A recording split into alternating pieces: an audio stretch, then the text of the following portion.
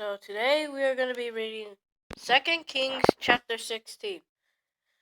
In the 17th year of Pekah, son of Remaliah, Hazah, son of Joathan,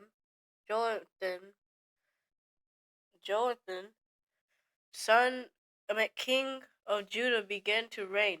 Hazah was 20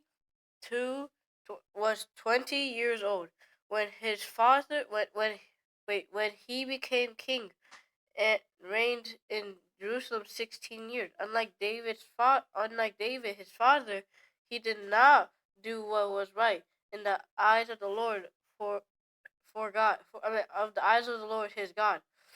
He followed the ways of the king of Israel and even sacrificed his son in the fire, engaging in the detestability practice of the nation the Lord has driven out before the Israelites.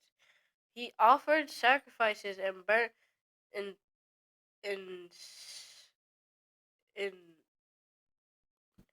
incense at the high place of the top of the hilltop and under every spreading tree. Then Rezin, the king of Aram, and Pekah, son of uh, um, Amaliah, king of Israel, marched up to fight against Jerusalem and beside Hazah, but they could not overpower him. At that time, Rezin, king of Aram, recovered Elath for Aram by driving out the people of Judah. Ammonites then moved into Elath and have lived there in this day. A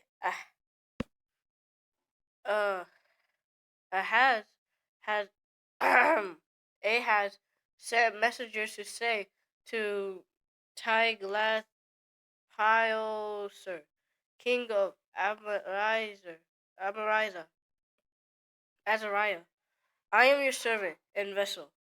Come up and save me out of the hands of the king of Aram and of the king of Israel, who are attacking me.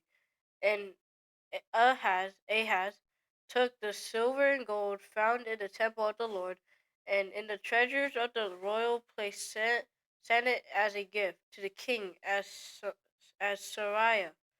The king of Sariah complained by attacking Damascus and capturing it. He deported its inhabitant to Kir and put Rezin to death.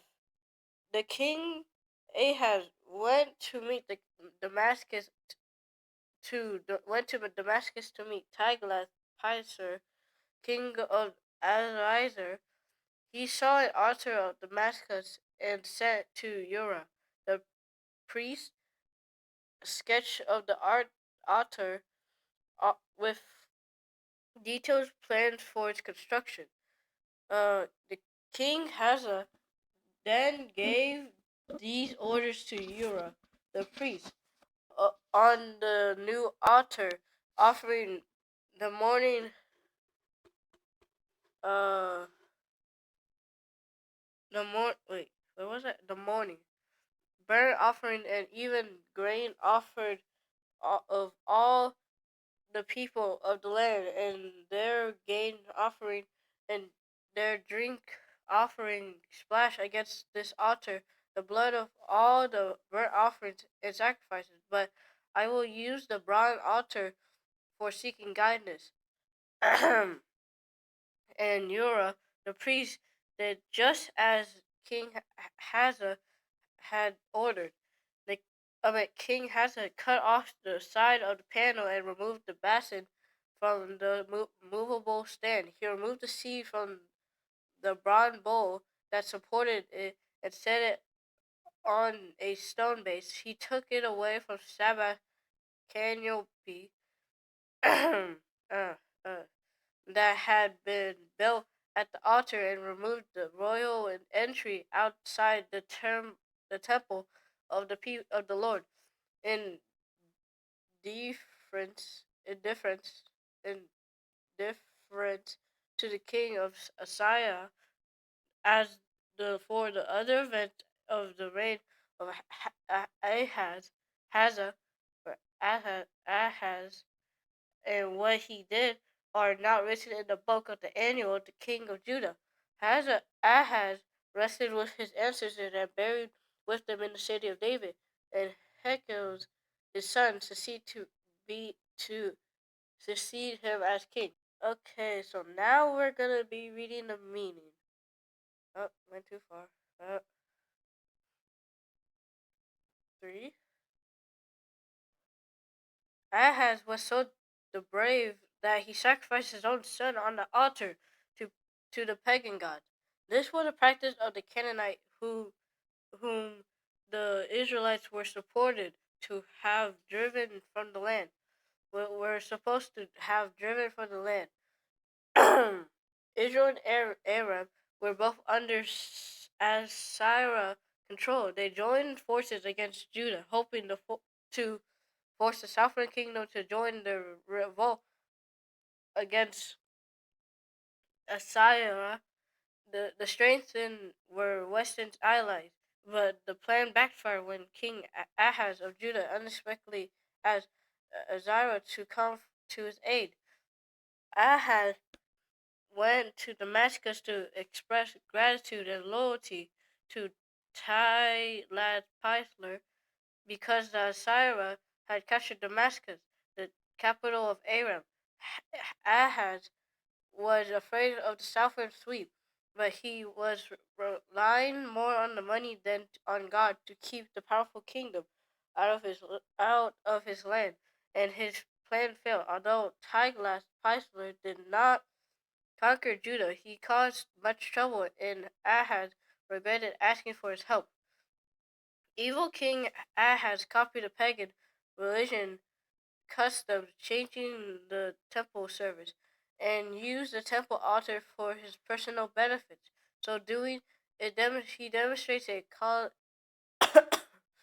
colorist disregard for God's command. We condemn Ahaz for his actions, but we act the same way if we try to mold God's message to fit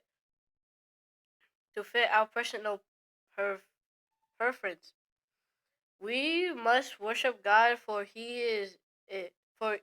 We must worship God for who He is, not what we would selfishly like Him to do. Ahaz replaced the altar of the burning offering, the bronze altar, with a replica of the pagan altar he had seen in Damascus. The altar of burning offerings was not thrown out, but it was kept for use in the vision, and sacrifices were washed in the basin. The sea was a huge reservoir of water for the temple use. This was extremely serious because God had given specific direction on how the altar should look and be used.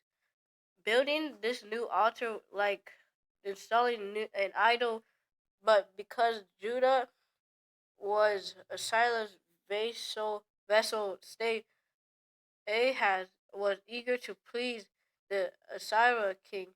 Sadly, Assyria allowed the king of Assyria to replace God as Judah leader.